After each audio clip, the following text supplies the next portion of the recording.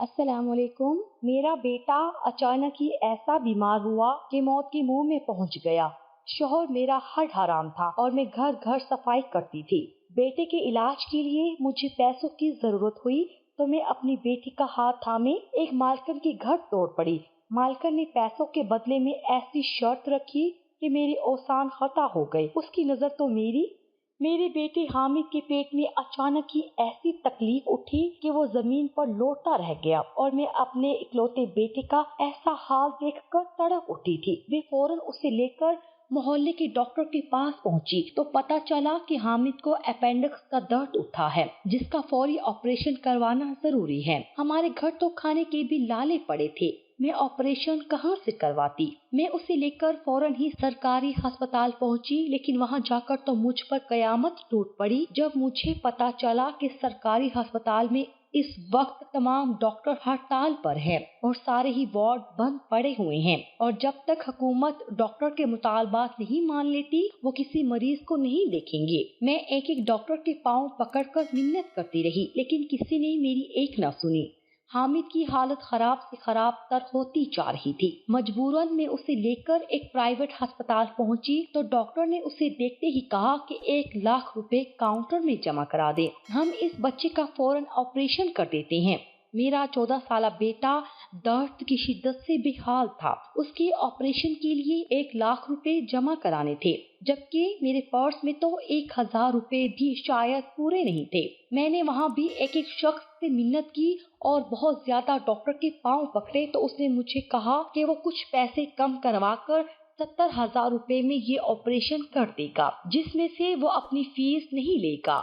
लेकिन मैं घरों में काम काज करने वाली एक मजदूर औरत थी। मेरे पास भला 70,000 जितनी बड़ी रकम कहाँ से आती। मरता क्या न करता कि मज़ाक मैं अपने बेटे को इसी हालत में तड़पता हुआ वापस घर ले आई और घर लाकर चारपाई पर लिटा दिया।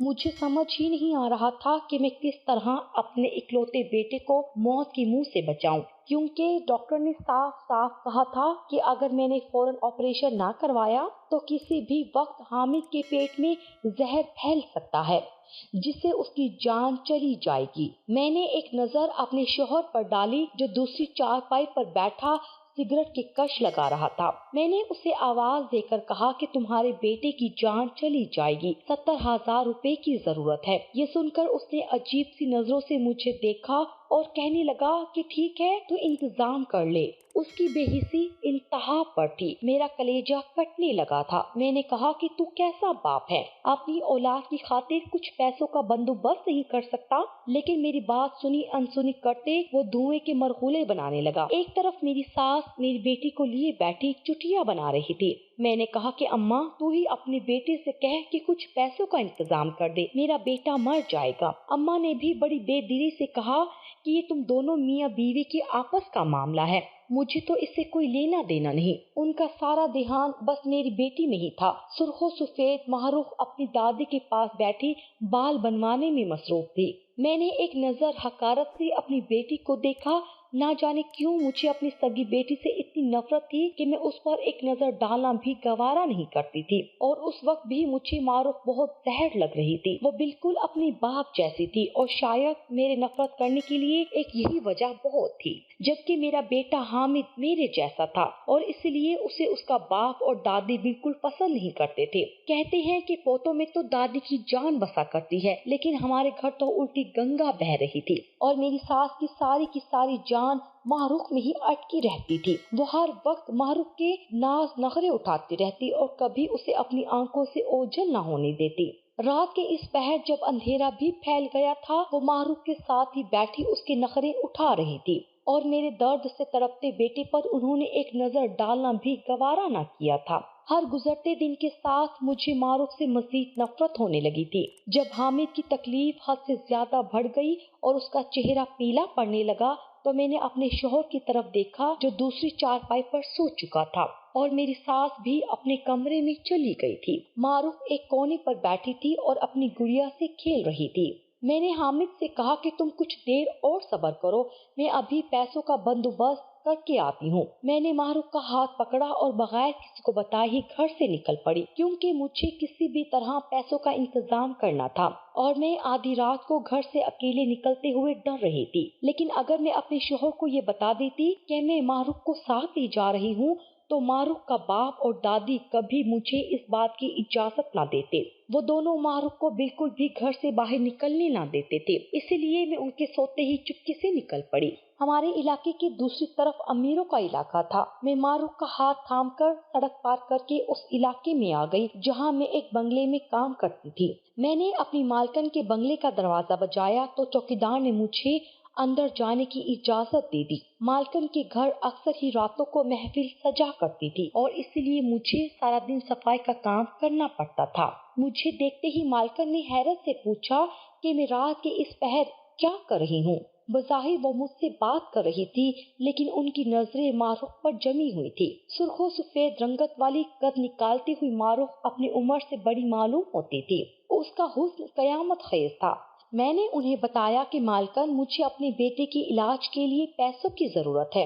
मेरी बात सुनने की बजाय वो मुझसे पूछने लगी कि ये लड़की कौन है। मैंने उन्हें बताया कि ये मेरी बेटी मारूफ है, जिसका मैं अक्सर जिक्र करती हूँ। मेरी बात पर उन्हें बिल्कुल भी यकीन न आया। एक नजर हैरत से उन्होंने मुझ पर डाली और कहने लगी कि ये कहाँ से तुम्हारी बेटी लगती है। ना जाने क्यों मुझे मालकन की नजर अच्छी ना लगी और मैंने मारूफ को भेजकर अपने करीब कर लिया। मालकन ने मुझसे पूछा कि कितने पैसों की जरूरत है। मैंने मालकन को बताया कि 70,000 रुपए में मेरे बेटे का ऑपरेशन होना है और मैं बहुत मजबूर होकर रात के इस पहर उनसे मदद मांगने आई हूँ। मालकन को मेरी मजबूरी का अंदाजा हो गया था। उन्होंने कहा कि 70,000 तो कोई बड़ी रकम नहीं है। वो मुझे 70,000 रुपए भी देंगी और साथ ही कुछ डॉक्टरों का पता भी बताएंगे जो मालकन के नाम पर मेरी मदद करेंगे।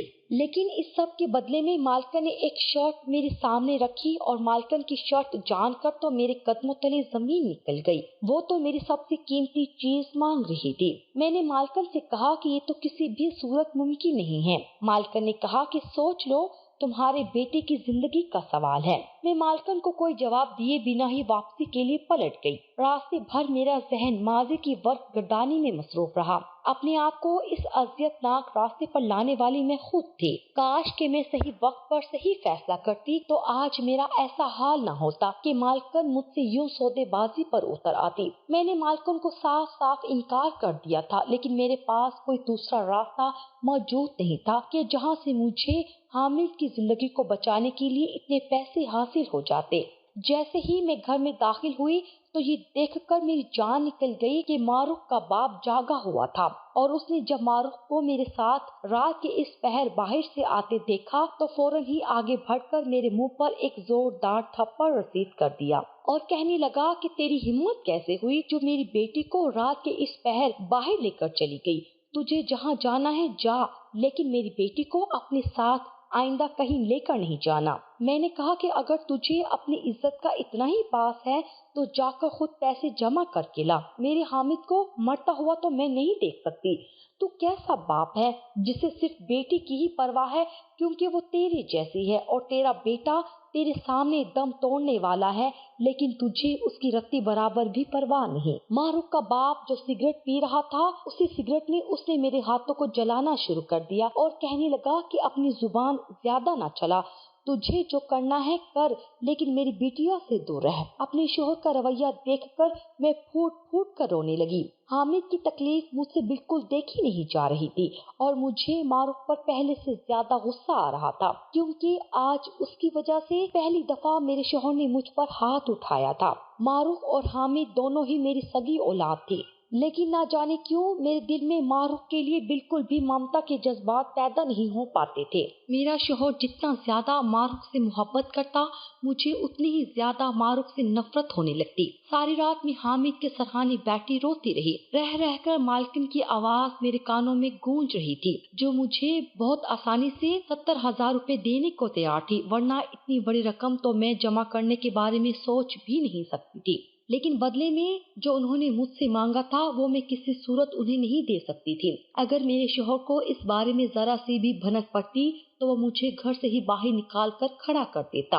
जैसे ही सुबह की सफेदी फैलना शुरू हुई, मैं हामिद को दोबारा से सरकारी अस्पताल ले जाने की तैयारी करने लगी, इस उम्मीद पर कि क्या खबर आज कोई डॉक्टर मेरी मिन्नत समाजत पर मेरे बेटे पर नजर डाल लेता। मेरी सास मारूफ के लिए नाश्ता बना रही थी। मैंने उन्हें बताया कि मैं हामिद को लेकर अस्पताल जा रही हूँ। एक नफरत भरी निगाह उन्होंने मुझ पर डाली और कहने लगी कि तुझे तो यहाँ वहाँ आवारा घूमने के सिवा काम ही क्या है। हमारे खानदान की औरतें तो घर के दरवाजे से बाहर तक झांका भी नहीं करती थी, लेकिन जब से तू ब्याह कर आई है, तेरे कदम तो घर में टिकते ही नहीं। तुझे जरा भी शर्मो हया छू कर नहीं गुजरी। हामिद की तबीयत को लेकर मैं बहुत ज्यादा परेशान थी और ऐसे में अपनी सास की बातें सुनकर तो मेरी जान झुलस कर रह गई और ना चाहते हुए भी मैं उनसे बदकलामी पर उतर आई। मैंने उन्हें हकीकत का आईना दिखाया और कहा कि मुझे भी सारे जमाने में घूम फिर कर काम करने का कोई शौक नहीं। कोई भी औरत बहुत खुशी खुशी अपनी हड्डियां चटखाना नहीं चाहती। अगर आपने अपने बेटे को ये सिखाया होता कि घर पर पलंग तोड़ने की बजाय बाहर जाकर मेहनत मुशक्कत करना ही मर्द की मर्दानगी है, तो आज मुझे यूं आपके खानदान की रस्म तोड़कर घर से बाहर न निकलना पड़ता। मुझे ये सिखाने की बजाय कि आपके खानदान में औरतें घर के अंदर रहती हैं, अपने बेटे को ये सिखाएं कि खानदान के मर्द घर से बाहर निकल कर कमाते हैं और औरत को तहफ्फुज़ फराहम करते हैं। मेरी बात सुनकर तो मेरी सास जैसे जलते तवे पर जा बैठी। मैंने जो सच्चाई बयान की थी वो उनकी बर्दाश्त से बाहर थी। वो मुझे गालियां देते हुए कहने लगी कि अगर तू कमाने वाली ना होती तो आज इस घर में ब्याह कर भी ना आई होती। तुझ में ऐसे कौन से गुण थे जो मैं अपने हसीन बेटे के लिए तुझ जैसी गुलोटी को ब्याह लाती। तू ही मेरे बेटे से शादी करने के लिए मरी जा रही थी। मैंने गुस्से में कहा कि हाँ, जवानी के जोश में मुझसे बहुत बड़ी गलती हो गई जो मैं एक हड हराम से शादी कर बैठी। मुझे पता ही नहीं चला कि कब पीछे से मेरा शौहर आ गया था।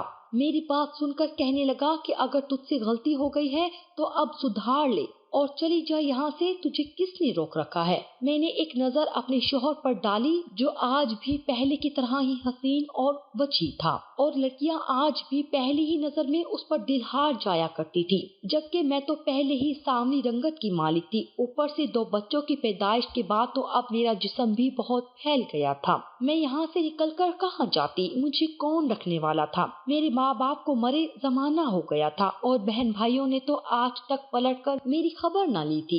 मैंने नफरत से एक नजर अपनी सास और शौहर पर डाली और हामिद को लिए घर से बाहर निकल आई। पीछे से वो दोनों मेरे बारे में फजूल किस्म की गुफ्तगू कर रहे थे। मैंने अपने कान बंद कर लिए थे। ये सब मेरा ही किया धरा था। मैं ही उस निकम्मे शख्स की मोहब्बत में मुब्तला होकर अपना सब कुछ गंवा बैठी थी। सरकारी अस्पतालों के डॉक्टर तो अभी तक हड़ताल पर थे। मजबूरन में दोबारा प्राइवेट अस्पताल पहुंची तो डॉक्टर ने कहा कि बगैर पैसों के तो इलाज शुरू होना मुमकिन ही नहीं। मैं हामिद को सारा दिन इधर से उधर लेकर भागती रही, लेकिन किसी भी अस्पताल वाले ने उसे हाथ तक न लगाया। सबकी एक ही रट थी कि पहले पैसे जमा करवाएं तो फिर ही इलाज मुमकिन है। थकी हारी मैं दोपहर के वक्त हामिद को लेकर घर वापस लौटी तो मेरी हिम्मत जवाब दे गई थी। मैं एक दफा फिर हामिद को घर छोड़कर मालकन के बंगले की तरफ निकल गई। क्या पता मालकन को मेरी हालत पर तरस आ जाए। मैं बहुत सालों से मालकन के बंगले पर काम कर रही थी। मालकन की 6 जवान बेटियां थी जो सारा सारा दिन औंधी पड़ी सोती रहती। सारी सारी रात मालकन के बंगले पर दावत और पार्टियां जारी रहती और सुबह मुझे बहुत सारा गंद साफ करने को मिलता। मैंने मालकन से जब भी पूछा कि रोज रात को इतने मेहमान क्यों आते हैं, तो मालकन हमेशा यही कहती कि उसका खानदान बहुत बड़ा है और कोई ना कोई आता जाता रहता है। लेकिन हैरत की बात ये थी कि मुझे दिन में तो कभी कोई मेहमान आता दिखाई नहीं दिया था। मालकन की बेटियां अजीब नीम बरहना से कपड़े पहने सारा दिन यहाँ वहाँ पड़ी रहती। वो सभी लंबी चौड़ी और खूबसूरत लड़कियां थीं। मालकन का शौहर बहुत अरसा पहले ही उन्हें छोड़कर जा चुका था। मैंने सोचा कि मालकन को उनकी बेटियों का वास्ता दूंगी तो वो मुझ पर रहम खा लेंगी। जब मैं मालकन के बंगले पर पहुंची तो मालकन ने दोबारा से वही शर्त मेरे सामने रख दी। मालकन मुझे मारूफ के बदले 70,000 रुपए देने को तैयार थी। ان کا کہنا تھا کہ انہیں معروف بہت زیادہ اچھی لگی ہیں اور وہ اسے میرے ساتھ برباد نہیں ہونے دینا چاہتی ہیں۔ وہ اسے اپنے پاس رکھ کر اچھے سے تعلیم دلوائیں گی اور اس کا مستقبل روشن کر دیں گی۔ نہ جانے کیوں مجھے مالکن کی آنکھوں میں جو نظر آ رہا تھا وہ کچھ غیر معمولی تھا، اور اسی خوف سے میں نے مالکن کو یہ کہہ کر صاف انکار کر دیا کہ میرا شوہر اور ساس معروف سے بہت محبت کرتے ہیں اور کچھ دیر کی دوری بھی برداشت نہیں کرتے۔ وہ بھلا مجھے معروف کو یہاں چھوڑنے کی اجازت کیسے دیں گے؟ مالکن کہنے لگی کہ تیرا شوہر تو اتنا نکما ہے کہ اس سے کمایا تک نہیں جاتا، وہ بھلا ایک بیٹی کے بوجھ کو کیوں برداشت کرنا چاہے گا؟ میں نے مالکن سے صاف صاف کہہ دیا کہ میرا شوہر نکما ضرور ہے لیکن اتنا ذلیل نہیں ہے کہ وہ اپنی بیٹی کو فروخت کر دے۔ مالکن نے کہا کہ تیری مرضی، تو شام تک اگر چاہے تو معروف کو میرے حوالے کر دے اور مجھ سے پیسے لے جا، نہیں تو پھر کہیں سے بھی پیسوں کا انتظام کر لے، میرے پاس تجھے دینے کے لیے پھوٹی کوڑی بھی نہیں۔ میں شکستہ قدموں سے لوٹ کر گھر آئی تھی۔ گھر میں داخل ہوتے ہی میں نے حامد کی طرف دیکھا جو ابھی تک درد سے لوٹ رہا تھا، اور اب تو اس کی حالت دیکھ کر لگتا تھا جیسے وہ کچھ ہی پلوں کا مہمان ہے۔ میں نے ایک نظر اپنی ساس پر ڈالی جو سو رہی تھی۔ میرا شوہر گھر پر موجود نہیں تھا۔ میں نے اپنے دل میں ایک سخت فیصلہ کر لیا اور اپنے بیٹے کو بچانے کے لیے معروف کا ہاتھ پکڑ کر گھر سے نکل گئی۔ کچھ دیر بعد میرے ہاتھ میں 70,000 روپے تھے اور معروف کو میں بنگلے کی مالکن کے پاس چھوڑ آئی تھی۔ بیٹے کے درد اور بیٹی سے نفرت نے مجھ سے یہ فیصلہ کروا ہی دیا تھا۔ مجھے امید تھی کہ اب میں اپنے بیٹے کو بچا لوں گی، لیکن جب میں گلی میں داخل ہوئی تو یہ دیکھ کر میرے پیروں تلے زمین نکل گئی کہ میرے گھر کے باہر رش لگا ہوا تھا۔ جیسے ہی میں گھر کے اندر داخل ہوئی تو میں نے دیکھا کہ حامد ساکت پڑا ہے اور میرا شوہر اور ساس اس کے سرہانے بیٹھے تھے۔ مجھے دیکھتے ہی میری ساس مجھے برا بھلا کہنے لگی کہ مجھے تو آوارہ گردی سے فرصت ہی نہیں اور میرا بیٹا میرے پیچھے دم توڑ گیا ہے۔ یہ سن کر تو میں زمین پر گر پڑی۔ اس سے آگے مجھے کچھ ہوش نہیں تھا، کون کیا کہہ رہا ہے، کیا کر رہا ہے۔ شام تک میرے بیٹے کی تدفین بھی ہو گئی اور میں خالی دامن خشک آنکھوں سے صحن میں بیٹھی رہ گئی۔ محلے والوں کی مدد سے تدفین سے فارغ ہو کر اچانک ہی میرے شوہر کو خیال آیا کہ دوپہر سے معروف کہیں دکھائی نہیں دی ہے۔ اس نے پہلے اپنی اماں سے پوچھا اور جب اماں نے بھی پریشانی سے معروف کو یہاں وہاں ڈھونڈنا شروع کیا تو اس نے مجھ سے پوچھا کہ معروف کہاں ہے؟ میں نے پتھر لہجے میں کہا کہ میں معروف کو بیچ آئی ہوں۔ یہ سن کر میری ساس بولی کہ بیٹے کی موت نے اس کی عقل پر پتھر ڈال دیے ہیں۔ میرے شوہر نے غصے سے پوچھا تو میں نے اپنی مٹھی میں دبے نوٹ اس کے آگے پھینک دیے اور چیخ کر کہا کہ یہ دیکھ، ان پیسوں کے بدلے میں تیری معروف کو بیچ آئی۔ یہ سنتے ہی میرے شوہر نے مجھے مارنا شروع کر دیا۔ وہ مجھے گالیاں دیتا جاتا اور پیٹتا جاتا۔ کہاں بیچ آئی میری بیٹی کو؟ کہیں اس بنگلے والے کے حوالے تو نہ کرائی؟ وہ لڑکیوں کا کاروبار کرتی ہے۔ میرے شوہر نے سر پیٹا تو میں نے حیرت سے اپنے شوہر کو دیکھا، یعنی وہ جانتا تھا کہ میں جس بنگلے پر کام کرتی ہوں وہ جگہ کیسی ہے، لیکن اس کے باوجود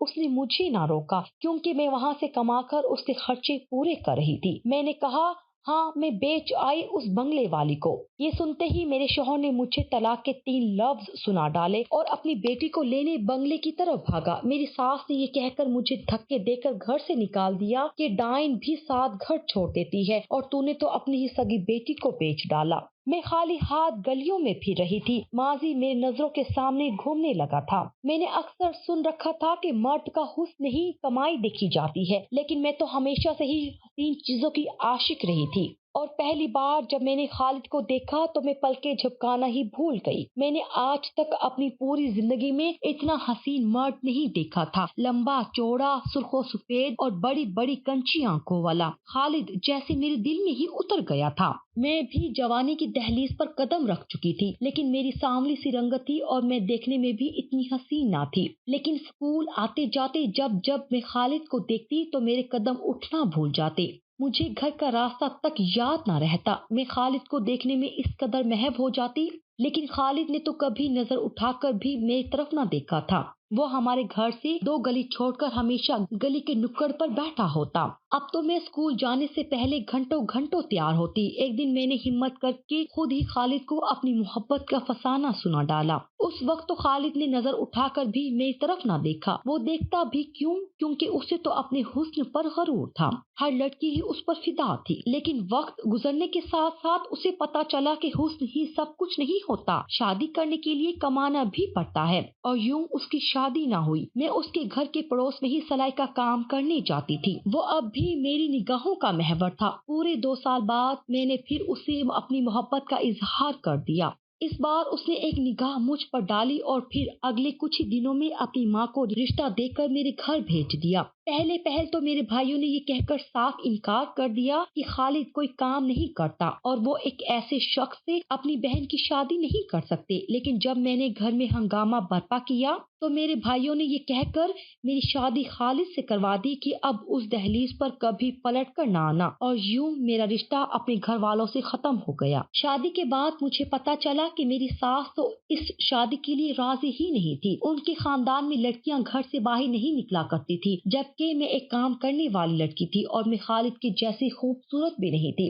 بلکہ میرا رنگ سانولا تھا۔ وہ اکثر باتوں باتوں میں مجھے یہی تانا مارا کرتی کہ ہمارے خاندان کی لڑکیاں تو باہر نہیں نکلتی۔ مجھے سمجھ نہیں آتا تھا کہ وہ اپنے بیٹے سے کیوں نہیں کہتی تھی کہ تو جا کر کما اور بہو کو گھر بٹھا۔ خالد کو دن رات اپنی خوبصورتی کی فکر رہتی، کمانے سے اسے کوئی غرض نہ تھی۔ اس نے مجھ سے بھی شادی اسی لیے کی تھی تاکہ وہ میری کمائی پر عیش کر سکے۔ جب تنگی اور خالد کے برے رویے نے مجھے پریشان کیا، تب مجھے وہی خالد زہر لگنے لگا جس کے حسن کی کبھی میں دیوانی ہوا کرتی تھی۔ ماہ رخ کی پیدائش پر جب میں نے اس کی شکل دیکھی تو وہ ہو بہو خالد جیسی تھی۔ میں نے اسے دیکھ کر اسی وقت منہ پھیر لیا۔ خالد کی جان ماہ رخ میں بس گئی تھی اور میری جان اسے جلنے لگی تھی۔ حامد جب پیدا ہوا تو وہ بالکل میرے جیسا تھا۔ میری ساری توجہ اس کی طرف تھی۔ میں اسے خالد جیسا کام چور نہیں بنانا چاہتی تھی، لیکن تقدیر نے حامد کو مجھ سے جدا کر دیا تھا۔ میں ننگے پاؤں سڑکوں پر گھوم رہی تھی۔